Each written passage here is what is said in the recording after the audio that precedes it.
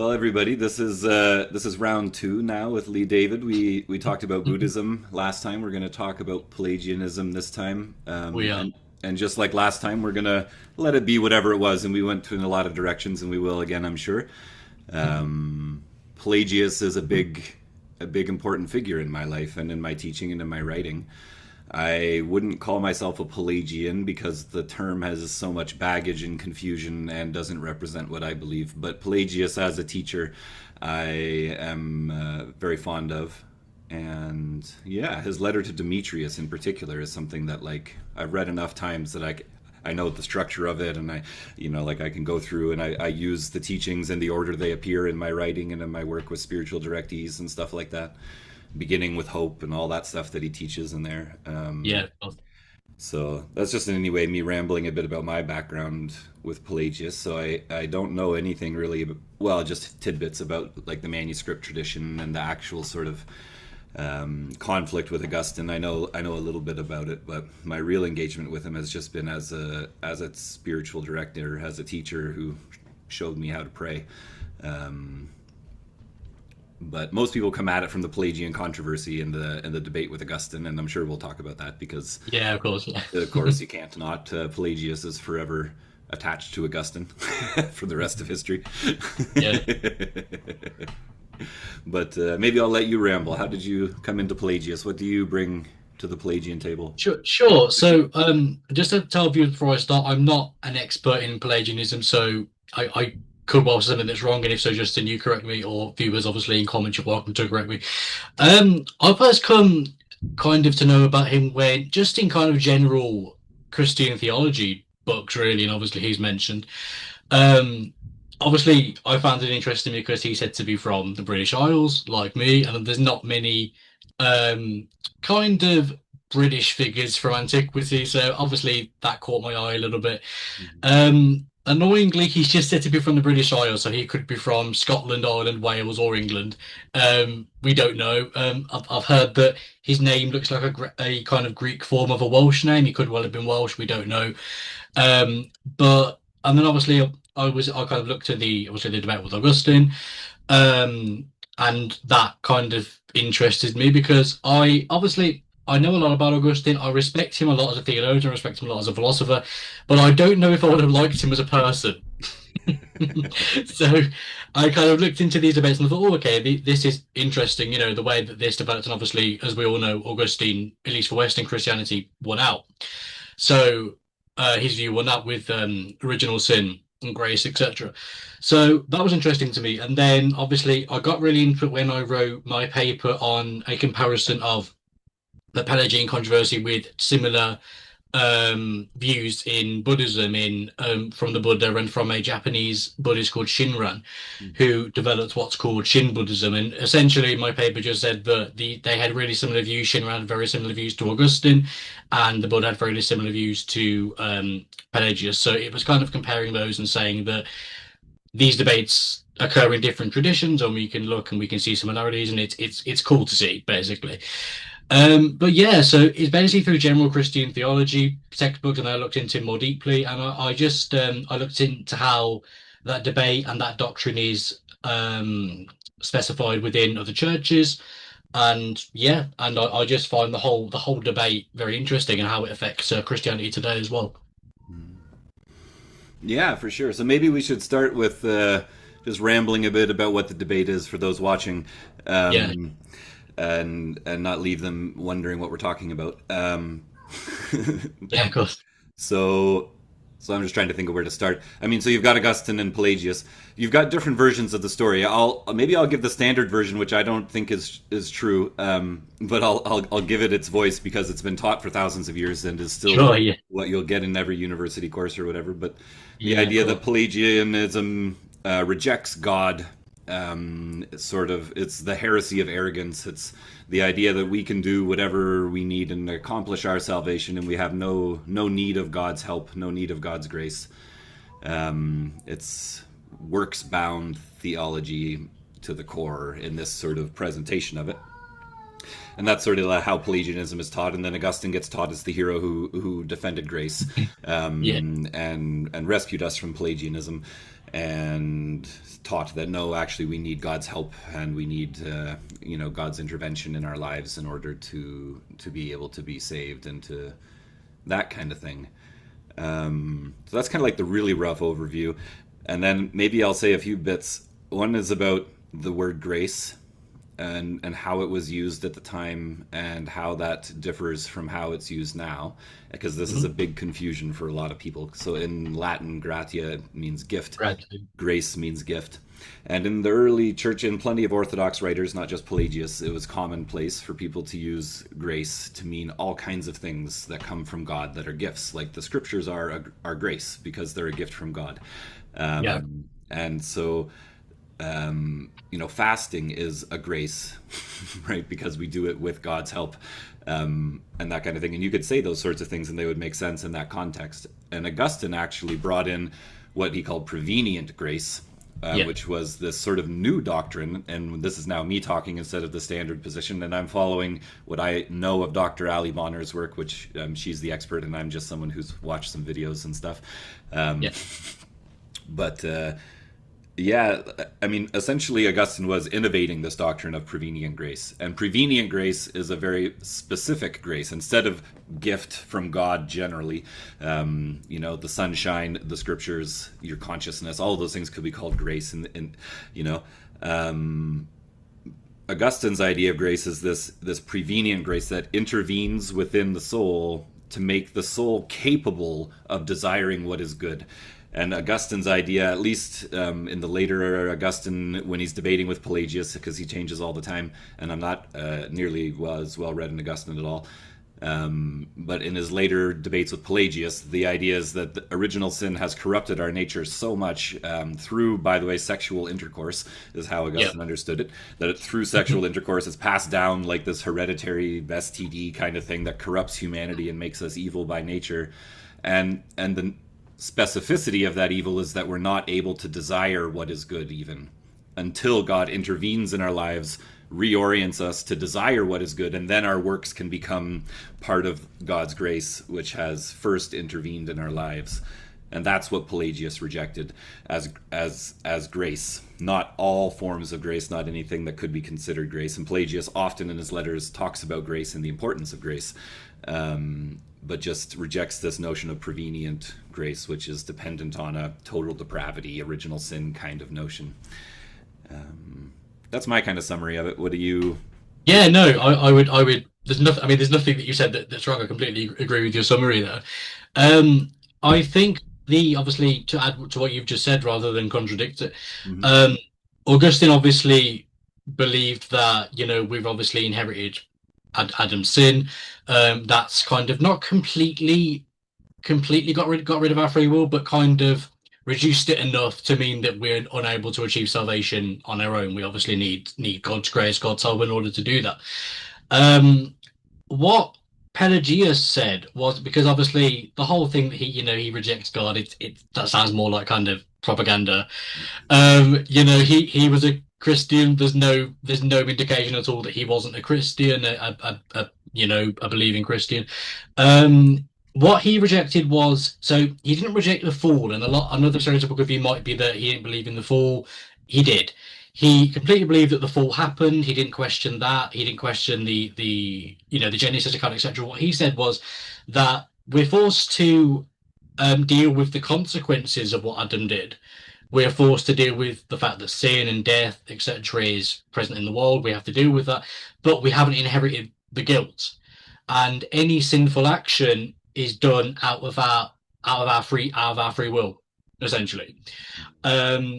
It's any sinful action either is free will, any good action is our free will, but we still have the free will to do that, and that will affect our salvation. So as you said as well, Justin, obviously he didn't completely reject grace at all. I'm sure people would have said that grace is still needed, that we can't achieve salvation on our own completely. We'll still need God in some capacity, but we have a lot more freedom to influence how our salvation is achieved, I suppose, than Augustine gave us. And there are some scholars I quote in my paper who kind of say that Pelagius put a lot of Pelagius's system, if you will, put a lot of pressure on the individual to live up to this thing, and you could definitely argue that it did. But you could also see in a more positive way as kind of someone who said the kind of defended human free will, God-given free will. You could even say in a way. So, and as you say as well, Pelagianism wasn't kind of a small thing. It was very popular it spread a lot. Obviously, if it didn't, Augustine wouldn't have seen the need to correct it, right? So a lot of people believe this, and a lot of people spread it. And obviously, Pelagius, I think we know, came from obviously British Isles to Rome to North Africa, and his teaching spread a lot. So this was quite a point of contention, I think, within the early the patristic era. It was quite, and obviously, I guess we'll discuss later that some churches to this day still don't agree with Augustine's point. Yeah, I think, I mean, I'm no Eastern Orthodox scholar, but my Eastern Orthodox friends that I speak to about Pelagius, they say, oh yeah, we have no problem with him. Augustine was just going off on some tangent there. And I think, you know, I think part of the problem was that there was a bit of a language divide in that the early church fathers, because and I'd love to, I wish I had Ali Bonner on here because I heard her mention Basil, and I noticed on my own, just reading Basil's sermons and reading Pelagius's letter to Demetrius, I was like, it feels like Pelagius is just reading Basil and using a lot of his stuff as a framework, which is totally fine to do, right? That's a great thing to use the church fathers as your framework.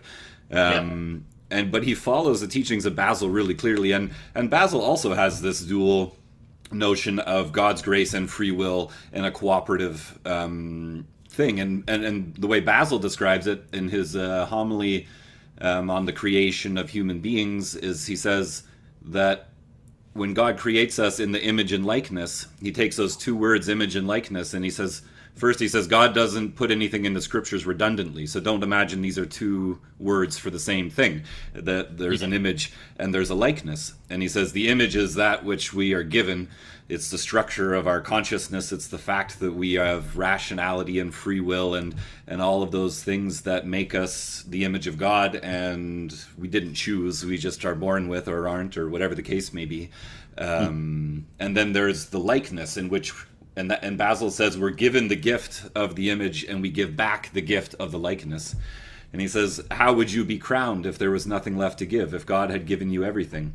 Instead, God has left your creation incomplete on purpose so that you may complete yourself, which is just this beautiful thing to say. And that's Basil.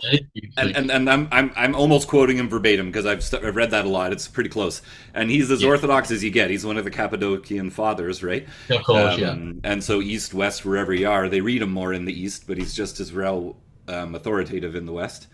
But I think Augustine was lacking all of that, and I don't know if Pelagius did read the Greek writings or not, but his teaching follows the Greek ascetics very much and is perfectly in line with them, and there's nothing even closely heretical or even unfamiliar in it from the sort of standard ascetic literature of the time, especially in the East. But yeah, so I completely agree. So just to kind of give some views that I've got my sources in front of me this time, just to give some kind of views from other churches, and then I'll obviously go on to what you said. So so this is from the Orthodox Church: An Introduction to Eastern Christianity by Timothy Ware, who was a British Orthodox bishop, I believe, and it's a very good introduction to Eastern Orthodoxy. If you want to read more about it, it's very good. Just type in the Orthodox Church Timothy Ware, and it will come up. And in the section about original sin, he says Orthodox usually teach that humans did automatically inherit Adam's corruption and mortality. Humans did automatically inherit, Adam's corruption and mortality, but not his guilt. They are only guilty insofar as by their own free choice and that they imitate Adam. And then another one, which I find interesting, is from the what's commonly called the Nestorian Church, the Church of the East. And the book is called, I'll get the book. It's called The Church of the East: Illustrated History of Assyrian Christianity by Christoph Ballmer. And if you want to know anything about this church, this book is probably the best one. It's only available on Kindle now, unfortunately, but it's brilliant. So if you want to know about the kind of Church of the East and their missions eastward, etc., definitely invest in this. So he's talking about Theodore of, I'm going to pronounce it completely wrong now, Mopsuestia, who is considered the kind of founder of the Nestorian Church, and he also had a kind of more positive view of human nature than Augustine. So I've highlighted the quote here. So he said, obviously this is Balmer saying this. Theodore presents the opinion that there is no sin bequeathed by Adam to all his descendants. The phenomenon of sin is not a function of inherently good but mortal human nature, but rather the result of free will. If the human being were born a sinner, he cannot be held responsible by God. So this, I mean, I think a lot of Western Christianity, especially, will read this and think original sin is a kind of settled thing, and it is in the Western tradition. I'm pretty sure most Protestant churches still hold it too. But as I've just seen in many of the Eastern churches, and they're just as, I mean, you could debate whether the Church of the East is Orthodox. That's a whole other thing. But the Eastern Christian churches that are pretty ancient, hold different views of this, and I think there's still room for debate, to be honest. So just to go on to what you were saying before, I said I would after I'd read my sources. So obviously, that Augustine says that it is that original sin is transmitted through sex, essentially. Yeah, from what we know about Augustine, he was pretty obsessed with sex. I definitely think he could have done with some therapy of some kind. He was pretty obsessed with sex, and obviously many viewers will probably know this already, but he was a convert to Christianity from Manichaeism. And Manichaeism, for those who don't know, was a Persian, well, essentially Persian religion that believed kind of like Zoroastrianism in a kind of dualistic view of kind of good and evil.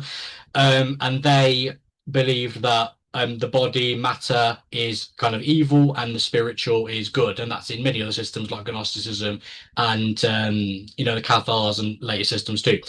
But they had a very bad thing against the body, against sex, against anything material, essentially. And Manichaeism actually spread from Britain to China. It was a very kind of far-reaching doctrine. It spread obviously to the Roman Empire, which is why Augustine converted. And a lot of, well, not a lot, a few scholars, myself kind of included, think that this kind of original sin, this kind of hatred, not hatred of the body in Augustine, but this kind of ambivalence towards the body, towards sex, towards bodily function, is a view that he inherited from Manichaeism. Now, of course, you can say, well, he converted to Christianity, and yes, he did. There's no disputing that. Of course, he converted to Christianity, and of course, he believed in Christianity. But, and this is purely my opinion, he was Manichaean for quite a few years, I think, and just because obviously he converted to Christianity, I don't think, it's debatable whether he could have fully let go every single thing completely that he spent years believing and defending, if that makes any sense. As in, even if he didn't believe it anymore, he still have had a kind of influence on him. And obviously, if you read his confessions, he kind of struggled with his, kind of sex and bodily pleasures, etc. And obviously, famously used to say, Lord, make me chaste, but not yet. So he kind of struggled with this, and he struggled with kind of he fell in love with a woman. I think that he was then forced to kind of break off the marriage. So he struggled with kind of love and emotions and this kind of thing, and he struggled with sexuality, kind of the fact that he couldn't control sexuality. That sexuality, that love, that lust is such a it's an irrational thing. It controls you rather than I'm sure we all know we've all been in love, etc.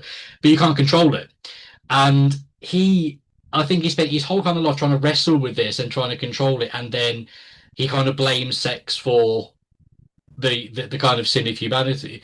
So it's interesting. It's debatable whether his Manichaean influences, shall we say, might have played a part on his kind of ambivalent view towards human sexuality in the body.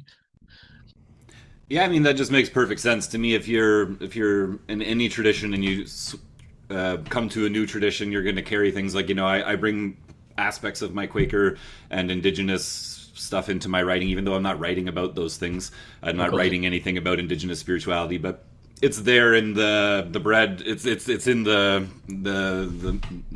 the marrow of it. That's what I'm trying to say. Yeah, no. And that's just the way our minds are, and it's subconscious even. Like some of it might be conscious, but a lot of it will just be sort of, well, this is obviously true. I've always known that, and so I'll apply it to the scriptures.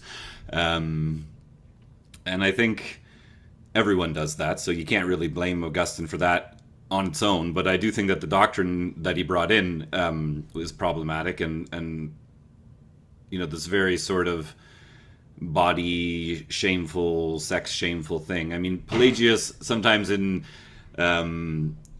sort of more popular writing gets portrayed as really sex positive, which isn't true. He definitely Yeah. advocated that everyone be a virgin if they can. Marriage was okay, and virginity was better.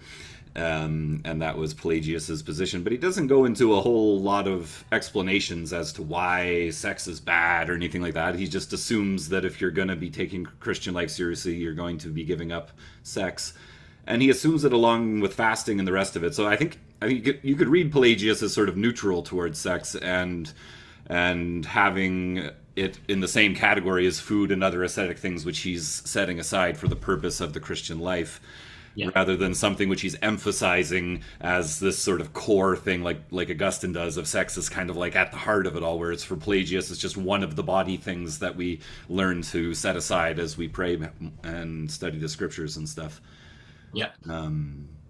And I think, I mean, the idea of how it's transmitted, so I think there's two major departure points with Augustine and Pelagius, and we talked about prevenient grace and then Pelagius's idea that we are born with an inherent goodness. He calls it the hidden wealth of nature, which is this beautiful thing to call it, which is inside of us, and that we can open this, and that will be what begins the spiritual life, is when we learn how to open the hidden wealth of nature. And Augustine says the beginning is when God intervenes in your life and basically does that magic opening thing for you, instead of you going inside and doing it yourself.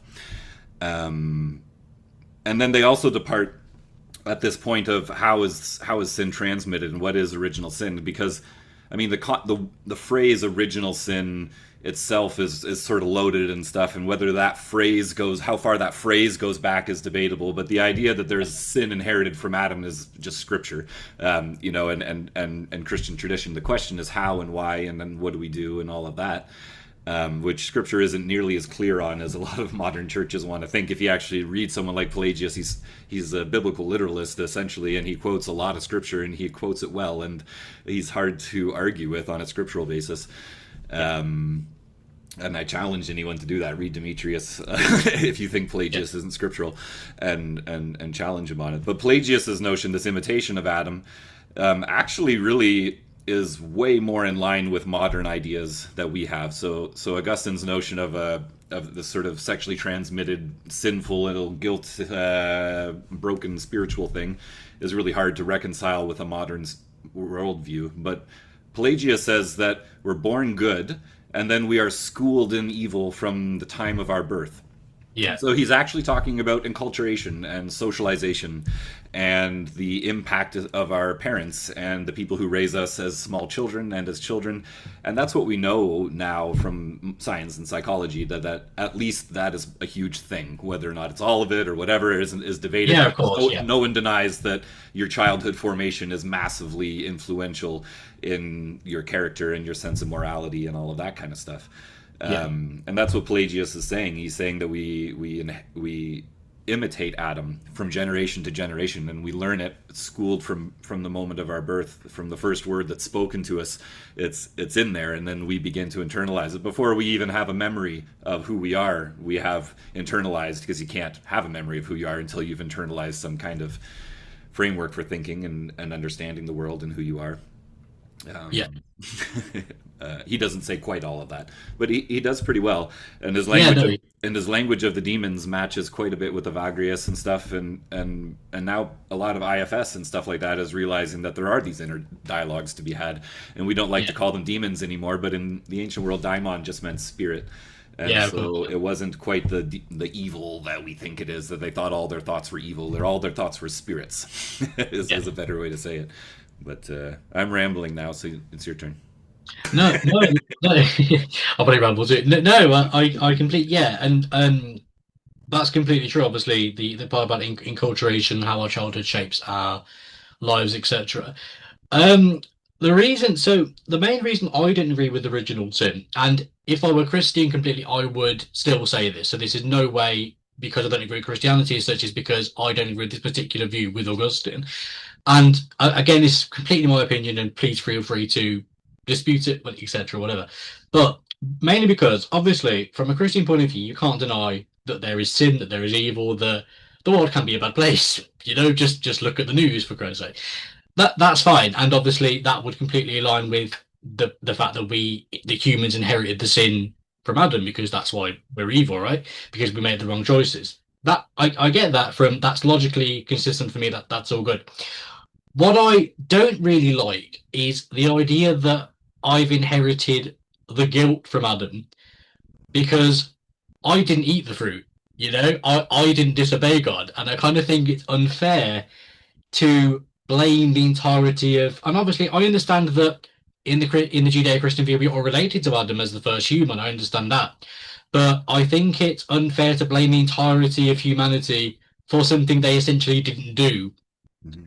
And the logic, and it may be a kind of a weird logic, but the logic I think of, which kind of made me disagree with it, is the logic when there is say there's a terrorist attack, and obviously lately it can be, Islamist extremism or whatever. And so say there's a terrorist attack and ISIS or Al Qaeda or whatever claim responsibility. You will get some people who will go to it's happened in the UK, I'm sure it's happened in Canada, it happens in the United States, go to their local Muslim neighbor who runs a corner shop, is perfectly nice person, and they'll blame him for it. Because he's Muslim and the attackers claim to be Muslim. And to me, that's completely irrational because he didn't do anything. And to me, it's like someone punching you in the face who happened to wear glasses and then them coming to me or you and blaming us for it. Because we wear glasses, and to me that's completely irrational. But of course, people follow that exact logic, and to me, it's kind of like saying, and again, this is just my complete personal opinion. To me, Augustine is kind of saying, Adam was human, he did something wrong. You guys are all human, so therefore you're wrong. And I'm like, well, no, because I didn't do anything. If I do something wrong, then say I'm wrong. You can say I'm sinful if I do something sinful. That's fine, but just being born without having done anything yet, I can't really be blamed for something that Adam did, and that's why personally I don't really like it. And again, that isn't saying that the world's sinless. It's not saying the world's all good, anything like that. It's just saying that of course there is sin in the world, of course there's evil, of course we're in some way connected to Adam from a Christian point of view, but I just think it's unfair to inherit the guilt from Adam's action rather than we inherit the consequences. Of course, they're all around us. That's fine. I just think it's a bit unfair that the entire race inherits the guilt when they haven't themselves done anything as individuals. Yeah, I think that's totally true. And Pelagius points that out. I mean, I strongly diverge from Pelagius in his understanding of heaven and hell, where he has this very simplistic, you're good, you go to heaven, you're bad, you go to hell, of course, hell's eternal, kind of way of looking at things, which I strongly disagree with. But he's at least internally consistent, because he points out that, what is heaven and hell if the initial movement can't be from the individual, then it's just God arbitrarily punishing and rewarding people. And what on earth is that, and why would there be heaven and hell in the first place if it's just God picking people out and saying, okay, I choose you and you and you and you. Like Pokemon, right? You're all in the club and the rest of you get to burn forever. Pelagius says no, the burning forever is because you're a sinner. And also, to be fair to him, he didn't say anything about being gay or anything like that. Most of the sinners he sent to hell were rich people. Pelagius mostly sent rich people to hell. But so I think the whole notion of, it leads down this whole thing that ends up happening with double predestination, that ends up influencing Calvinism and all of this stuff later on. Is the inevitable outcome of this false doctrine of humans being originally ugly until God intervenes, and unable to unugliify themselves. They're just these ugly things until God comes along. You end up with double predestination. Some people are destined for hell, some people are destined for heaven. You end up with all kinds of doctrines about total depravity, and you end up with sermons about people being just worthless pieces of crap. And one of the things Pelagius points out in his letter to Demetrius, he doesn't name Augustine, but you can tell he's criticizing him for this, He says, when you send a soldier out into battle, you would never tell him that the war was lost before he started. Like you don't Yeah. dress them all up in armor and then say, "Guess what, bud? You're weak and stupid. Get out there." Right? Yeah. Yeah. No, you encourage him. You fill him with hope. You say, "You can do this. You are strong. Yeah. They are weak. You have the capacity for this," and you fill the soldier with hope. Now, we don't want to be soldiers necessarily. It was a different time, but Mm. but a soccer coach, whatever, it's the exact same mentality. You can't say to all Yeah. the kids before the soccer game, "You bunch of fat little losers, you all suck and you're never going to win," right? Because they're Yeah. all just going to be out there crying and not having any confidence in themselves. Even if Yeah. they are overweight and not very good, you tell them that they're going to rock it, right? Because that's how they're going to have the confidence to get the exercise and practice and get good and all that kind of stuff. Yeah. And I think that has led our whole culture down into a lot of really ugly places. And as a spiritual director who helps people deconstruct from later Calvinistic, Protestant things that have evolved out of this, you can't blame Augustine necessarily for what happened with his teachings 1,000 years later, but Oh, yeah. there's still a connection, obviously. And it's hurt so many people, and I've seen the real just emotional damage that those doctrines of the fear of hell and the am I chosen or am I not chosen and how do I know and all of that stuff, what it does to people. And Pelagius's doctrines doesn't do any of that. It fills people with hope, and then it gives them tools, practical Stoic, which are now called CBT tools, to help Yeah. people overcome their mental illnesses and unwellnesses and become a whole person. Yeah. Yeah. So how do you tell me your paper? How do you connect it all to Buddhism? Who's this? So So, there's an Augustine Pelagius in China. Was it that way? well, kind of. So basically, I'll explain the Augustine first because that's easiest to see where I was going with it, the whole similarities, the similar aspect. So, in Japan, in roughly the 13th century, there was a monk called Shinran, and Shinran, basically, there was this whole tradition in Buddhism that obviously the Buddha came and taught the truth, etc. But over time, people would forget, the teachings would become corrupted, and it would get worse and worse and worse until eventually they're forgotten completely. And this would be called the degenerate age. In Japanese, the word's Mappo. And Shinran in the 13th century in Japan lived in a very kind of rough time. There were earthquakes and stuff. There were loads of wars. So he thought this is it. This is the degenerate time, right? It's kind of like how a lot of Christians will kind of look bad happening and say, "Oh yeah, it's revelation. Revelation's happening." It's exactly that kind of mentality. So he said, yeah, it's obviously the degenerate age now, and basically the idea is that he thought, right, it's the degenerate age, and we can no longer achieve enlightenment on our own. Um, and the idea, and there's a kind of Shin is a school of what's called Pure Land Buddhism, and the idea in Pure Land is that the legend, the story, whatever you want to call it, says that there was a prince who vowed that he would become a Buddha and that he would create a kind of realm where people could more easily achieve enlightenment. And Shinran basically said that instead of relying on what he called self power, which is jiriki in Japanese, we need to rely on what's called other power, which is tauriki. And what he basically said was because we can no longer achieve enlightenment on our own because of the degenerate age, we must rely on this Buddha, which is in Japanese called Amida Buddha, which this prince supposedly became, to help us achieve it. And what Pure Land basically says is that when we die, if we um, commit what he calls total entrusting, so shinjin in Japanese, which is complete kind of reliance on Amida Buddha.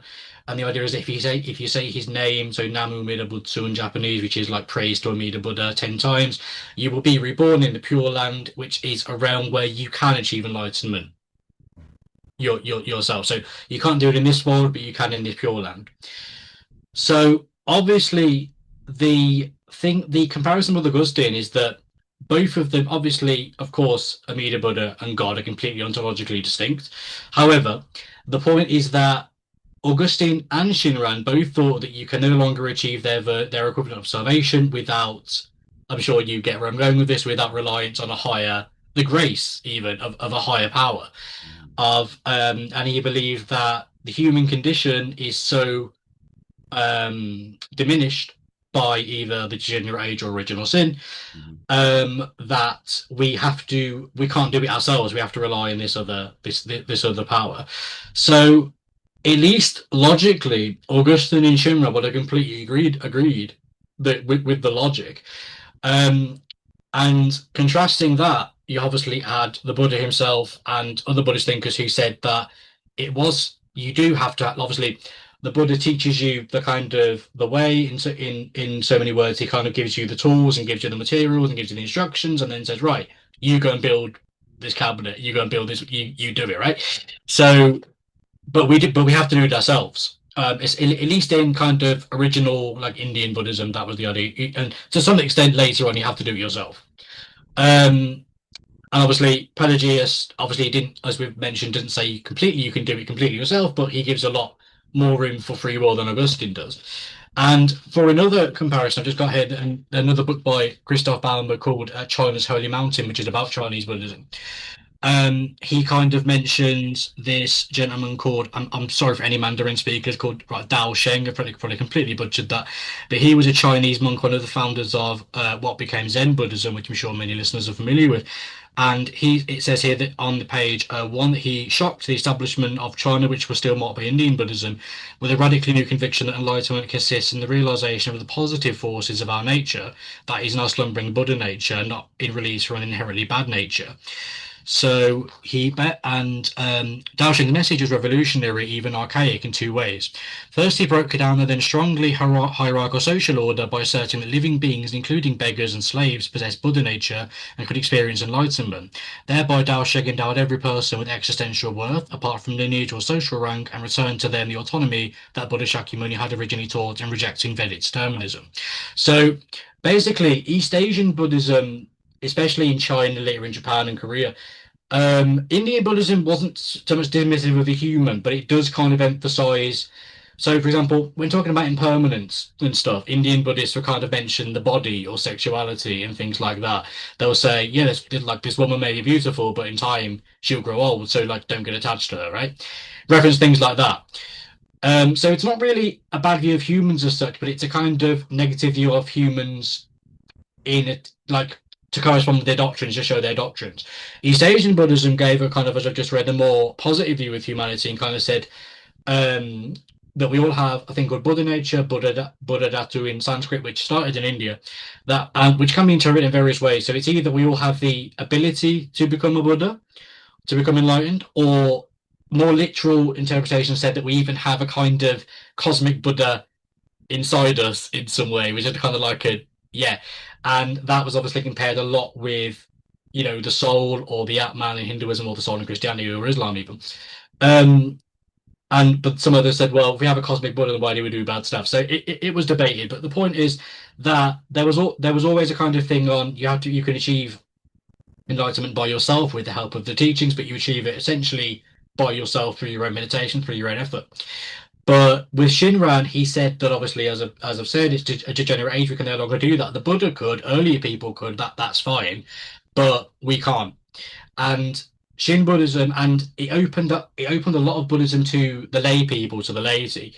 And if any listeners are from Japan or familiar with Japan, it's the most popular school of Buddhism in Japan. More than likely, if you meet a Japanese Buddhist, they will be Shin. They'll be Pure Land Buddhist. And you can kind of see why, because it kind of said you don't need fancy doctrines, you don't need schooling, you don't need any of this stuff. You just need to trust in Amida Buddha, and that's it. You're sound, So it was easy. Like you don't have to be educated to understand that. You just trust that he's going to save you, and then when you die, be in the cool land, and you're saved. You're all good. You have to still achieve enlightenment after that, of course, but you're in a great place to do that. So yeah, it's really a kind of sense where Shinran and Augustine are very similar. Obviously, Augustine and the Buddha are obviously a little bit different, but they both kind of not Augustine, excuse me, Pelagius are a little bit different, but they both agreed that human free will has a much more concrete role to play in their equivalence of salvation. So I hope I've explained that okay. Yeah, for sure. And I'm interested in the cosmic Buddha because that sounds Yeah, like it actually harmonizes very much with Pelagius, who talks about the hidden wealth of nature. yeah, And he emphasizes this letter to Demetrius, the first like 5 pages or something, are a defense of the hidden wealth of nature and an explanation of it, and a demonstration of all the biblical figures who have been able to open it. Yeah. And he makes the case, following Paul, that there are those who do not have the law but yet live the gospel. And those are the people who have found the hidden wealth of nature and been able to open it.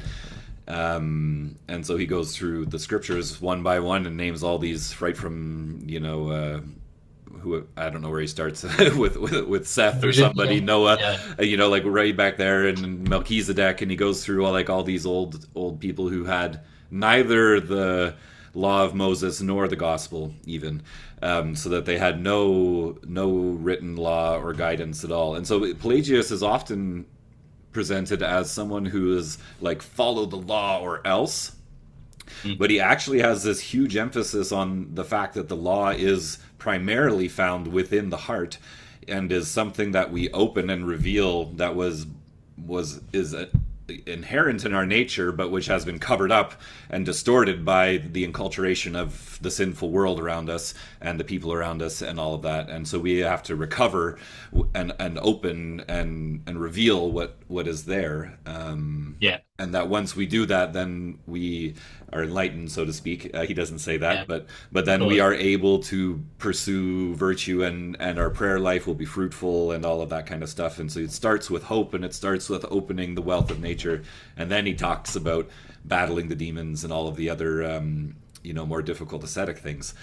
So that's kind of, just on that point, that's very similar to what Zen or Chan Buddhism teaches about Buddha nature. Actually, it teaches that we are kind of already enlightened, we already have Buddha nature, but it's distorted by our passions, by our cravings, and we have to kind of reveal it. And a really good metaphor they use, which I think is applicable to what you said about Demetrius, is they say it's like the sun coming out from behind the clouds.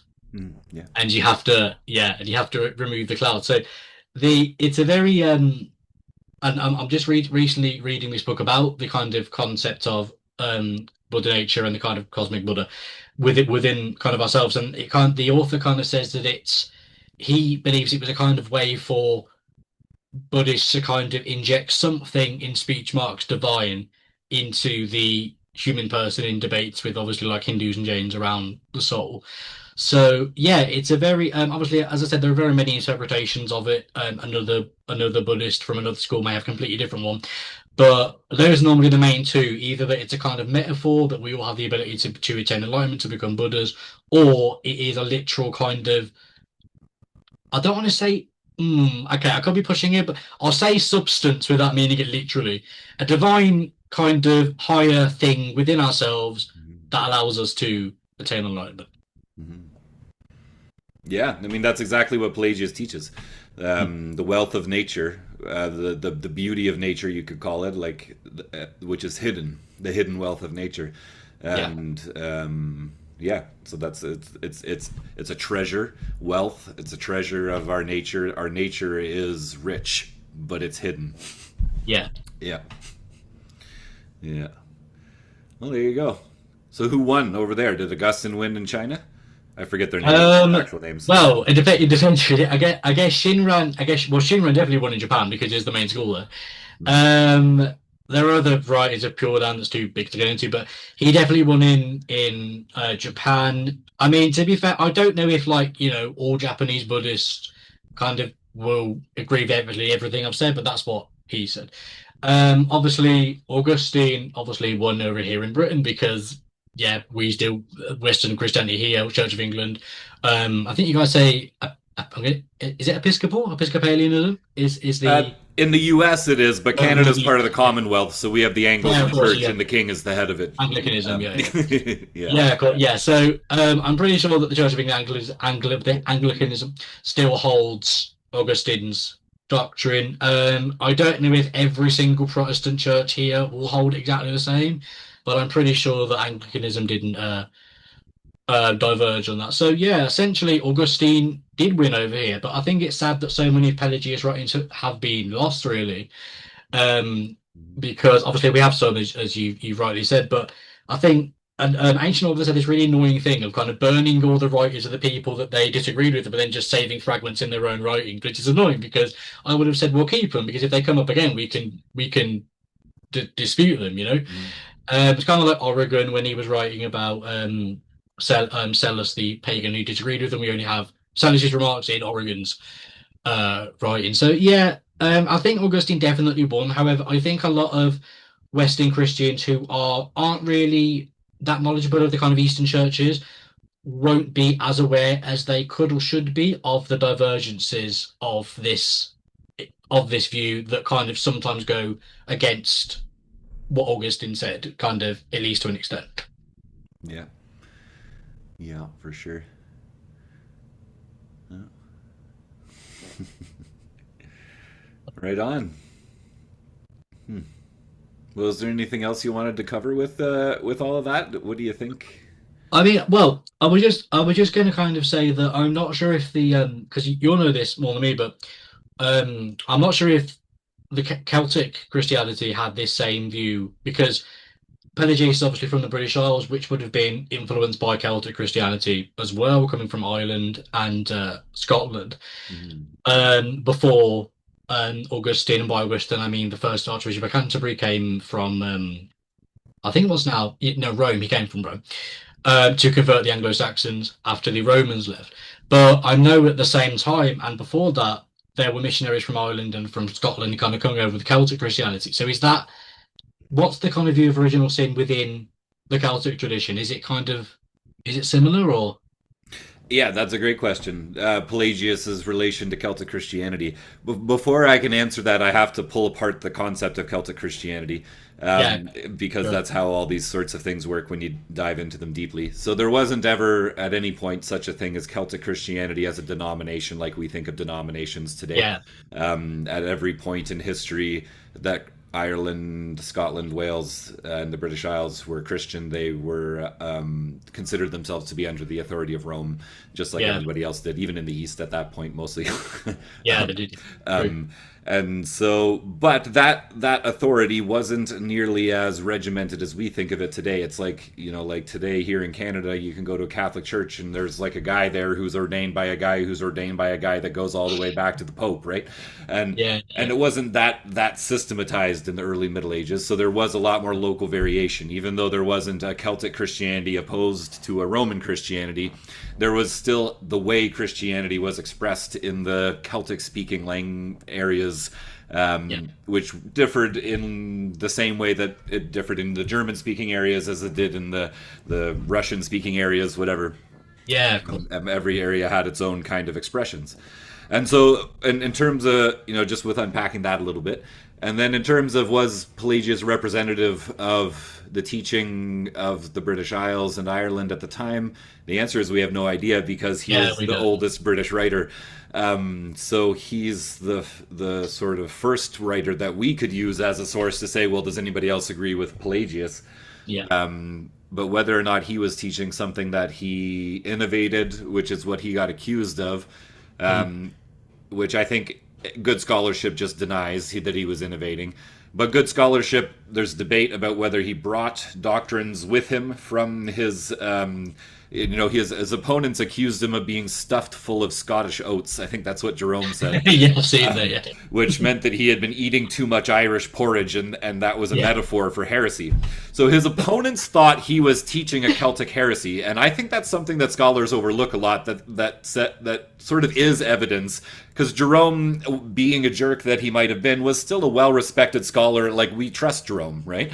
yeah. Cool. And so if Jerome is saying that Pelagius is teaching a Irish heresy, then I think that means potentially Pelagius's doctrines are representative in some way, at least, of something that was believed to have come from Ireland. And it's Yeah, vague, but it's the closest we can get to kind of answering the question that I know of. In terms of what came after Pelagius and original sin, you have a lot of variation. It's pretty much the same as the rest of early medieval Western Europe. yeah, So it's the same sort of milieu. You have some Pelagians here and there. You have a debate about how many there actually were and how many of them were a scare tactic from bishops and all of Yeah, those questions. But it's essentially the same as the rest of Europe in that regard. You do have though later Eriugena who got accused who was also accused of being a Pelagian and being stuffed full of Scottish oats. They used the exact crazy. same insult for Yeah, Eriugena that they did for Pelagius, which also kind of confirms, even though it's many centuries later, totally different people, but it still implies the sense that there's some kind of Irish heresy that yeah. the Irish are heretical and they're bringing these weird doctrines over, and if we're gonna put people down, we can attack them for being Celtic. Yeah. Um, yeah, but yeah, I mean, the idea that Celtic Christianity doesn't have original sin, um, because Celtic Christianity doesn't exist, isn't true. And if you read, like, if you count Pelagius as a Celtic teacher, which scholars are divided, some will say yes. Everyone accepts that he was British of some sort. Yeah, Whether he was, I mean, he was trained definitely as a Roman lawyer, yeah, right? So he was living and teaching in Rome, writing in Latin. And yeah. so it would be kind of like me moving to the UK and going to school there and becoming a professor at Cambridge and then saying, Yeah, well, actually, it's Canadian doctrine. And it's, yeah, well, I was Cambridge trained, like I came here fresh out of high school or something, right? yeah, yeah. How much can you really say came from there, and how much it was just the milieu of the classical world in late antiquity?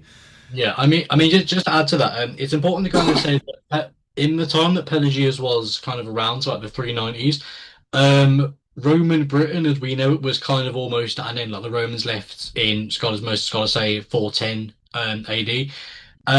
After that, we really don't know what society was like, and there is a lot of debate on what Britain was like between the Romans leaving and the Saxons coming in, and the Saxons are from what's now Germany and Denmark, and we have no idea what it was like. But we do know that there was the mission sent by Augustine, as in the first Bishop of Canterbury, from Rome was sent in about 597, I think it was, and he was sent to convert the Anglo-Saxons who had taken over by that point and were still pagan.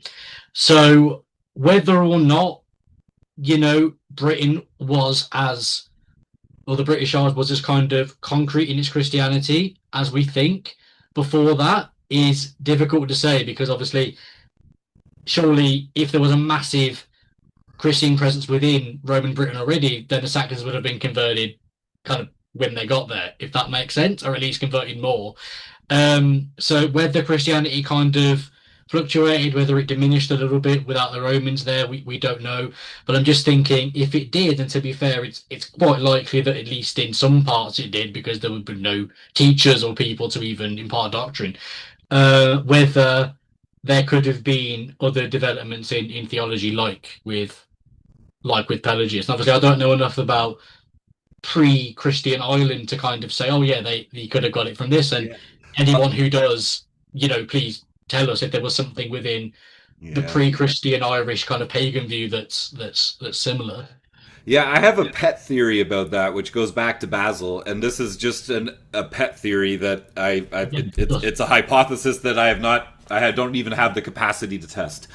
yeah, Um, but when Christianity was brought to the British Isles, it would have been, the Cappadocian Fathers, and I was mentioning Basil before. Like it was there would have been a lot coming in of that kind of teaching, of the Eastern teaching, because Christianity began. The Bible's written in Greek, and so the cool. very first, even Latin-speaking soldiers bringing Christianity would have had a more what we think of today as Eastern Christianity. Pre-Augustine Western Christianity was Eastern Christianity, Yeah, kind of worldview, and so all of that is what got brought in, and maybe even some texts of those sources that we don't have anymore, because we have this sort of random effluence of Greek scholarship that comes out of Ireland Yeah, randomly throughout history, and no one really knows how or why yeah, or who's teaching them in the first place. But all of a sudden, scholars like Eriugena just pop out of Ireland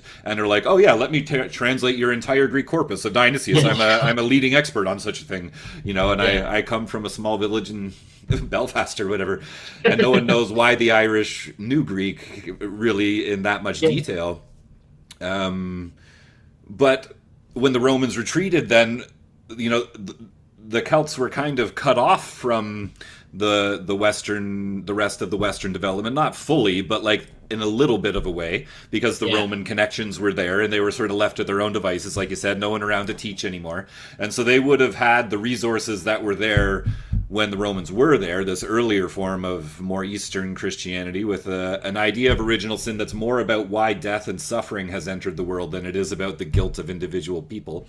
mm, What is the consequence of Adam's fall? Well, it's death entering the world, it's time existing. And those are the kinds of things that you actually see a lot of in a lot of the apocryphal Celtic texts, yeah, which I think get ignored by a lot of scholars, sadly, that there's a huge, like the largest vernacular collection of apocryphal like scriptural or apocryphal writings in vernacular is Irish in the entirety of Christendom, yeah. or at least in the West. I'm not sure, but it's this massive corpus of written in Irish apocryphal heretical texts that get Mm. kind of ignored, but they're super Eastern when you sit with them. The Ever New Tongue teaches a Maximian version of salvation, which is just like Maximus's understanding of the microcosmic salvation is very distinct. Nobody Yeah, else has that except for Eriugena, who got it from Maximus, yeah. and maybe Eriugena brought it into the Celtic world, and the Ever New Tongue got it there. So anyway, all of that to say that I think there's some kind of older Greek influence that got maintained within the Celtic world that then re-encountered the rest of the Latin world as the centuries went on, and the roads were built again and the empires grew up again and there was connection Yeah. and dialogue happening. And then more of an amalgamation, of course, and by the late Middle Ages, it's all one Christendom again. I mean, just to add a footnote to that, I think that the thing you said about kind of Greek scholarship popping up in Ireland is really funny because that's exactly what I would say as well. Like, and we don't know why. Like, were there some Greek speakers moved to Ireland? Probably. And Ireland, I think, gets very overlooked within history, unfairly, in my view. It's kind of just seen as a tiny island next to England that was conquered by England about 50 times. Yeah, sorry, any Irish watchers. I love Ireland. Ireland's awesome. But it gets overlooked, and especially within this period, it was so important to the kind of preservation of Greek and Roman texts, even before they came over from the Islamic world later on. The kind of only kind of Greek speakers left before the Greek Greco-Roman text came back were the Irish and Irish monks, and they're very overlooked, I think, even within history as a whole, and I think they deserve a lot more recognition. But what you said about kind of Ireland preserving the Greek, it's kind of interesting because I think Irish language, especially kind of the intellectual tradition, is kind of overlooked too. And there were other Irish scholars like John Duns Scotus in the medieval era, said to be Scottish. He could have been Irish too. And there was also recently, I forgot what book it was in now, but there was an Irish language book from the medieval era discovered, and it contained in the spine an Irish translation of Ibn Sina's Book of Medicine. Nice.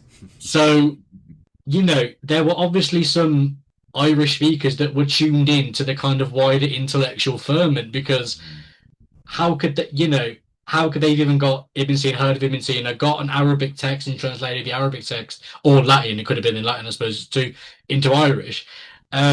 So there was definitely a kind of they were definitely tuned into kind of wider intellectual happenings in kind of wider Western Europe. And I guess the whole idea that an Irish scholar could have travelled to even Constantinople, I suppose, isn't really that far fetched. I mean, it's that there would have been trade routes. I mean, there are even when the Vikings converted or the Norse converted, there are kind of rune stones I know that kind of say that the lady who was buried here went to Jerusalem on pilgrimage.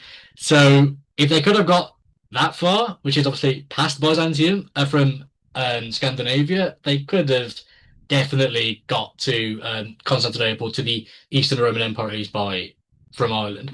But as I've said before, I think it's annoying because a lot of these conversations probably did happen, and for all intents and purposes, there probably was an Irish scholar at some point that went to Constantinople. It's not unlikely, but because of course they never wrote anything down, we can't prove it, you know. But those connections are definitely there, and especially with Erigino, obviously he was kind of he knew about obviously a bit what he knew about Neoplatonism. He translated Dionysius obviously as well. That would have probably been from a well, scholars think I believe it was a Syrian monk who wrote Dionysius originally. Yeah. So obviously somewhere along the line that had been translated from Syriac, and you know, so there was definitely a kind of connection here, even with the collapse of the Western Empire. I think between kind of Ireland and the wider British Isles and wider intellectual happenings around the continent. I think. Mm. Yeah, for sure. I mean, Dionysius makes his way around in the Irish text you find. So I'm really curious about the Irish reception of Dionysius, and I have another pet theory, and I want to qualify that this is just a pet theory again. Yeah. But I found a lot of circumstantial, sort of symbolic evidence to show that I think maybe they were reading Dionysius and they were taking him seriously enough to not share the fact that they were reading him. Because if you read Dionysius, it explicitly says, "Do not reveal this to the uninitiated." Yeah. Right. Yeah. He's really clear about it, right? And he was considered sub-apostolic. It's only in the modern world that we call him pseudo Dionysius, the Of course he Syrian, was. blah blah blah. And for all intents and purposes, when the Irish monks, if they did encounter him, this was a disciple of Paul's book, Yes. Of right? course. A direct disciple of Paul, who's named in the book of Acts, who's named in the scriptures, and here's his book. And you see everywhere in the Irish corpus of poetry and everything, this references to the nine orders of angels. They loved the nine orders of angels, and that's the celestial hierarchy is very very clear. And in the Stowe Missal, which is poorly named because it's not technically a missal, I think. But anyway, it's this liturgical book found in Stowe in Ireland, which lays out the Mass and a bunch of stuff. And it actually has some really interesting symbolism in it. And some of that symbolism directly matches Dionysius. And they talk about the nine orders of angels, and they talk about the nine orders of the church, which is the celestial and ecclesial hierarchy, which are the two books of Dionysius's corpus that are the books of the mysteries of our mystery order. And they talk about the importance of understanding the symbolism of the Mass, and they give some sort of introductory symbolism. And then there's all these allusions to Dionysian thought, which are not expanded upon. And then I was reading the Martyrology of Angus one time, and because I searched for everything I could on the nine orders of angels, because I'm obsessed with all that. I love that. It's my whole ontology and my epistemology and everything. And I love the poetic sources for it. And so in the Martyrology of Angus, he talks about the celestial hierarchy a little bit and the nine orders of angels, and then he qualifies himself. He asks God to forgive him for speaking of such things, but the beauty is too much. He has to share it. And I was like, what could that mean, other than like I'm finally giving away my esoteric teachings in this poem because I'm just overcome with the love of how beautiful they are, and I want to share with the world about the celestial hierarchy in this sacred martyrology, which was given to me by the angels, according to him in the poem itself.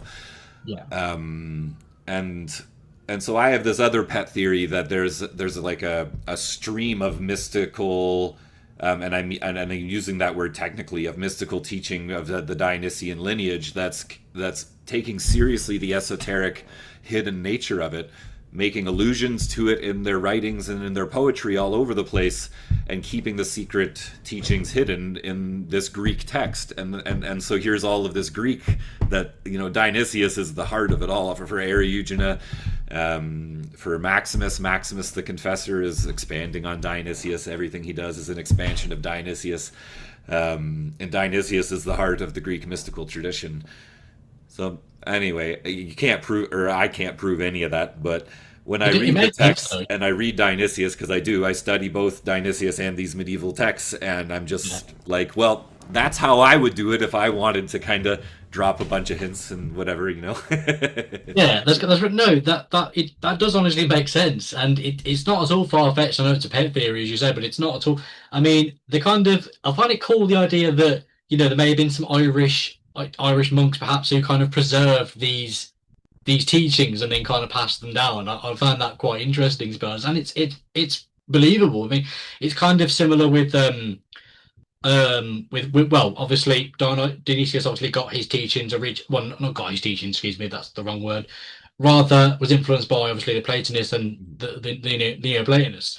And obviously in I believe it's the seventh letter, Plato kind of says, well, we think it was written by Plato, but he kind of says, everything I taught to the others was just like the kind of basics, but the true teachings I'm giving to you kind of thing. And he writes this in the letter. And then obviously we know from like Pythagoras, he would only kind of give like the teachings he gave to his disciples. They couldn't tell anyone else, kind of, etc.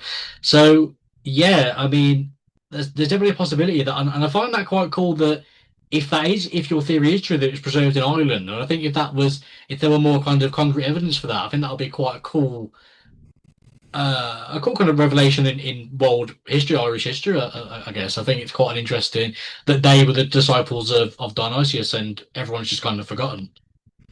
Yeah, because it would make sense, I think, because Dionysius tells you not to tell anybody, so they're not going to leave any records about it. It's the secret hidden stuff that we do.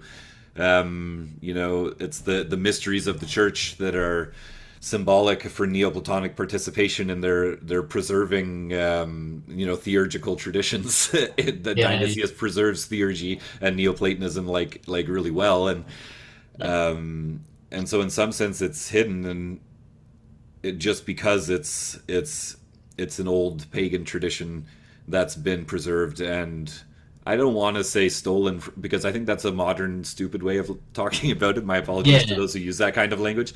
But I think it's just adapted from and incorporated from lovingly, into Christianity, into Dionysius and his community. If he had one, we don't know really anything about him historically. But if you just take the books at face value, which everyone did until the modern period, it describes secret rites, it describes secret rituals, it talks about the initiations, it talks about all these things, right? You've got the whole description of an entire secret. The Masons are based on it. The Masons took that yeah. and John Cassian and smashed them together with a bunch of other sort of esoteric occultist stuff from the time, and created a secret society order. But the liturgy is all there in Dionysius. It would be interesting just to ask the viewers if we're lucky enough to have any Irish speakers who are versed in this theology watching this, if you could, if you have the sources, if you can get hold of them, if you can kind of look at the Irish, if you can, I mean, I'm not sure how Gaelic linguistically developed from then to now, but if they can read the Old Irish, whether the terms are the same, maybe, the same phrasing, the same words, because that would obviously betray maybe a little bit of influence. But obviously, if we're lucky enough to have anyone watching who has the knowledge, tell us, because I'm quite interested in that now. I'm going to Google that myself after this, I think.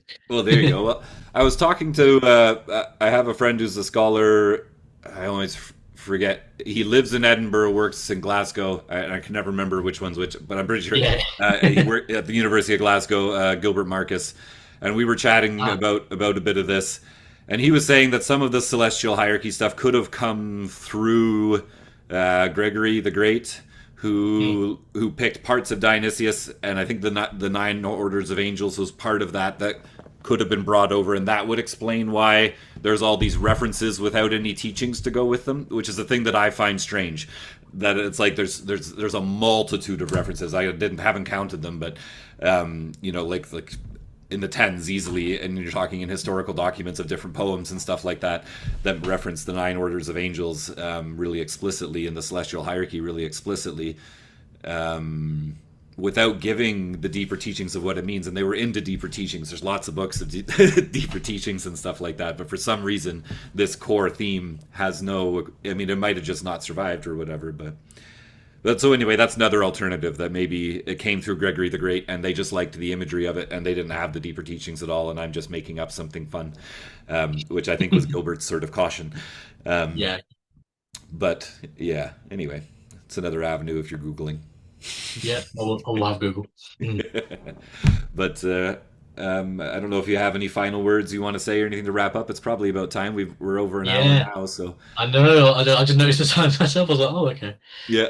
Um, no, I mean, I wouldn't have any followers because obviously I think this is an ongoing topic. I mean, the next generation will probably have different, maybe will have completely different views of Augustine and Pelagius to us, and it's an ongoing thing. But I think, I guess people who aren't aware of it just aren't aware of these kind of debates. Just kind of look them up and look at the kind of diversity of Christian, I'll say traditions and kind of views on core Christian doctrines around the world, I guess, and just feel that these debates, a lot of them, of course, are settled. They're orthodoxy, and that's that. But a lot of them aren't, and it kind of if we can kind of talk to people who have different views and have different views of these doctrines and the histories of them, we can kind of maybe create a more united front, I guess, within Christianity, and maybe some more tolerance and understanding of different views. But yeah, if you don't know about Pelagianism, about the debate of the Augustine, definitely look it up. There are loads of sources on it. Just a quick Google will give you a lot. And tell, I guess, to the viewers, tell us what you guys think in the comments if you agree with what me and Justin have said, if you agree with Pelagius or Augustine and why, and it'd be great to see what you guys think. And thank you for having me again, Justin. I really look forward to the next time. Hopefully, we'll probably think of another topic to talk about at some point. So, It seems like we have an unlimited amount of things to say, so we can find yeah, another time to continue. sure. It's been wonderful, and I've got to Yeah, go check on my boys, but I yeah, hope you have a great rest of your day. Take care. yeah. You too. Take care. Take care, everyone. Thank you.